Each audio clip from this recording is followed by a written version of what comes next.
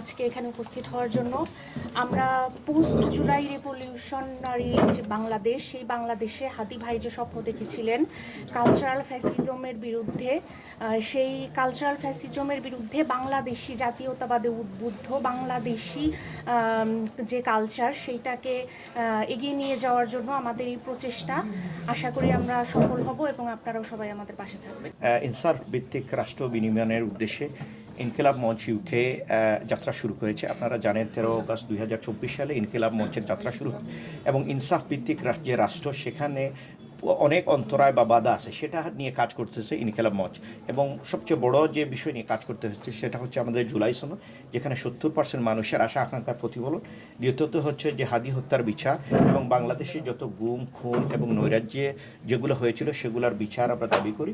এবং সর্বোপরি শেষে প্রত্যেকটা মানুষের প্রতি যাতে ইনসাফ প্রতিষ্ঠিত হয় সেইটা নিয়ে আমরা কাজ করব। যেহেতু আমাদের একটা লেয়ারে আমরা কাজ করি, যেহেতু রাজনৈতিক দল দুইটা লেয়ার কাজ করে, সেটা হচ্ছে তারা রাজনৈতিক দল তাদের দলীয় উদ্দেশ্যটাকে ধরে নিয়ে আসে, কিন্তু আমাদের উদ্দেশ্যটা একটা লেয়ারে কাজ করে, সেটা হচ্ছে ইনসাফ।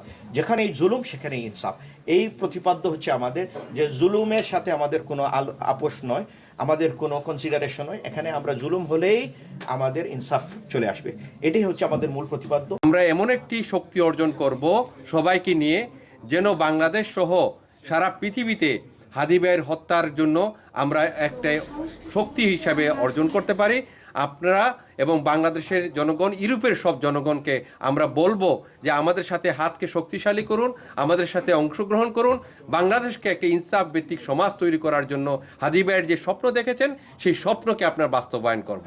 আমাদের আজকে যাত্রা শুরু হলো আনুষ্ঠানিকভাবে, যেটি বাংলাদেশ ইতিমধ্যেই ইনকিলাব মঞ্চ কর্তৃক ঘোষিত হয়েছে। আমরা বাংলাদেশের ইনসাফ কায়েমের লক্ষ্যে যে কাজগুলো করা প্রয়োজন সবগুলোই আমরা ধারাবাহিকভাবে এখানে সম্পাদন করব। বিশেষ করে জুলাই জাতীয় সনদ বাস্তবায়নের ব্যাপারে আমরা সর্বদাই সোচ্চার আছি। হাদি ভাইয়ের হত্যার বিষয় নিয়ে আমরা সর্বদাই সোচ্চার আছি এবং বাংলাদেশের ডায়াসপোরা কমিউনিটি যে বাংলাদেশকে নিয়ে চিন্তা করে এবং বাংলাদেশকে নিয়ে ভাবে, বাংলাদেশে ইনসাফ কায়েমের জন্য তারা একত্রিত রয়েছে। আমরা এটাই বারবার প্রমাণ করার চেষ্টা করছি।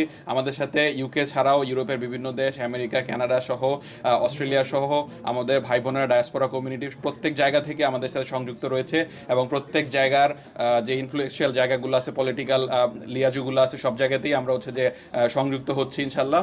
আমরা চাচ্ছি বাংলাদেশে ইনসাফ কায়েমের ক্ষেত্রে কেউ কোনো বাধা হয়ে না দাঁড়াক এবং যত ধরনের অপশক্তি রয়েছে, যত ধরনের আগ্রাসন রয়েছে, যত ধরনের বাংলাদেশের প্রতি কালো চোখ রয়েছে, আমরা সবগুলোর বিরুদ্ধে একসাথে অবস্থান নিয়েছি।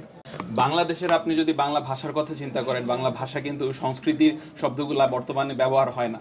এর 80 থেকে 85% শব্দ আপনি দেখবেন যে আরবি, ফার্সি এবং অন্যান্য ভাষা থেকে এসে বাংলা ভাষাটা একটা বর্তমান পরিণতিতে পরিবর্তন হয়েছে। আপনি এখন যদি আপনি জেনজির কথা চিন্তা করেন, জেনজি কিন্তু এখনকার প্রচলিত বাংলাও ইউজ করে না। সো এখনকার ইংরেজি শব্দগুলো বাংলাতে অনেকভাবে ঢুকে গিয়েছে। সো ভাষা এরকম একটি প্রচলিত নদীর মতন একটি অবস্থান, যেটি প্রতিনিয়তই পরিবর্তিত হয়। সো বাংলার যে আবহমান প্রচলনের যে ভাষা, সেটি আমরা হচ্ছে যে গণমানুষের ভাষাটা সেখানে ব্যবহার করি।